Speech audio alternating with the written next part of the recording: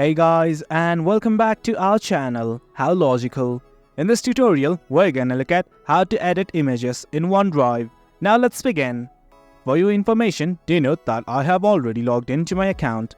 If you have not, do it right now. It is quite easy. For now, I'm simply gonna open up a random photo. Let's say this right here is the photo that I want to edit. I'm simply gonna open it. Now as you can see, lots of things have opened up simply from edit to downloading. Well, right now we do want to edit, so let's simply click on this edit button that's at the top left corner. I'm gonna click on it right now. Then something like this will open up. Do note that there are a few options from crop, adjust, filters and markup. We'll simply select the thing that you wish. You can crop it, well it's up to you. You can rotate it. And guys, that's it. Once everything's okay, that is, once you are satisfied with the edit, what you guys can do is simply click on save at the top left. Simply click on it. It's gonna ask you two options, whether you want to save it or save as a copy.